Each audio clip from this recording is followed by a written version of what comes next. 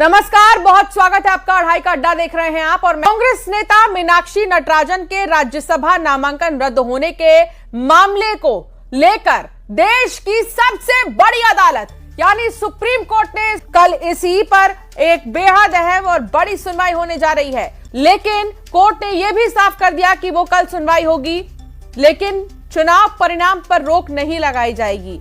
ये कहानी सिर्फ अदालत तक नहीं है, इधर भोपाल की सड़कों पर संग्राम छिड़ा हुआ है। इसी पर आज हम करेंगे चर्चा।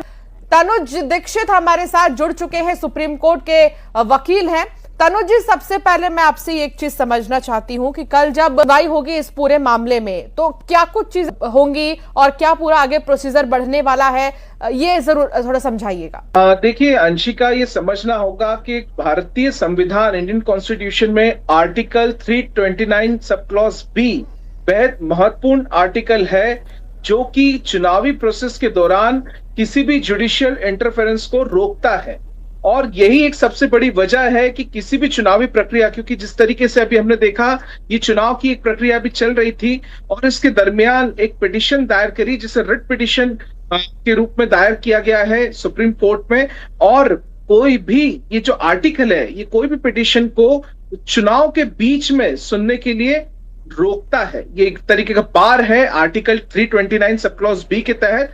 ऐसे में कोई भी कोर्ट चुनाव संबंधित आदेश इस समय मुझे नहीं लगता कि बहुत ज्यादा उसमें देंगी।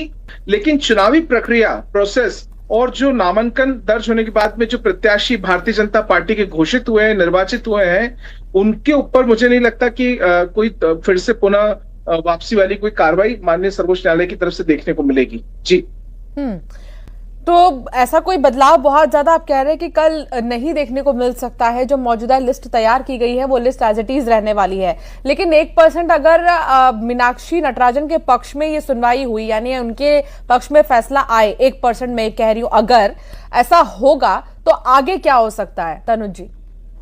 ये चुनाव के बाद जिस तरीके से इसको जो है इलेक्शन पिटीशन के रूप में दायर कर सकते हैं और उस दरमियान जो भी फैसला होगा वो हो सकता है। लेकिन उसके लिए सबसे महत्वपूर्ण ये देखिए, मामला इस समय संवैधानिक और इसमें देखना ये होगा कि मीनाक्षी नटराजन ने जो फॉर्म नंबर 26 के अंदर जो जानकारी नहीं दी है वो देना कितनी अनिवार्य थी, ये प्रश्न होना चाहिए। इसके ऊपर मुझे लगता है सुनवाई होगी और वो अगर अनिवार्य होगा तो निश्चित रूप से जिस तरीके से नामांकन रद्द हुआ है वो यथावत ही रहेगा। जी, मेरे साथ सुप्रीम कोर्ट के वकील भी हैं, रितेश त्रिपाठी जी। अगर आप उनसे कुछ जानना चाहते हैं तो वो भी आपको बेहतर बता पाएंगे। कुछ क्लॉजेज ऐसे जो लगते हैं उस वक्त अगर आप कोई भी कॉलम खाली छोड़ते हैं। प्लीज तनुज जी, मैं ले रही हूँ, बीजेपी से रिएक्शन ले रही हूँ। तनुज जी प्लीज।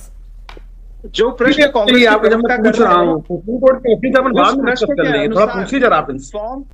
फॉर्म नंबर 26 कोई आम फॉर्म नहीं है। फॉर्म नंबर 26 एक स्टेटमेंट ऑफ ट्रुथ कहा जाता है। उसके अंदर जो भी जनसेवक, जो भी जनप्रतिनिधि बनना चाहता है, चाहे वो पार्षद हो, चाहे विधायक हो, चाहे वो लोकसभा का प्रतिनिधि बनना चाहता है, राज्यसभा का बनना चाहता है, उस फॉर्म नंबर 26 में उसे समस्त प्रकटीकरण करने की पूरी छूट होती है और उसको करना पड़ता है। सुप्रीम कोर्ट ने कई सारे निर्णय, खास करके सबसे रिसेंट जजमेंट 2025 में पूनम वर्सेस दुले सिंह मामले में भी बेहद स्पष्ट रूप से कहा है सुप्रीम कोर्ट ने कि ऐसा फॉर्म नंबर 26 में कोई भी जानकारी जिसके अंदर पृष्ठभूमि जनप्रतिनिधि की, उसके आय के स्रोत और जितने भी आपराधिक प्रकरण है, इवन उसके अंदर वो प्रकरण भी आते हैं, उसमें वो प्रकरण भी आते हैं जिसके अंदर कोर्ट ने संज्ञान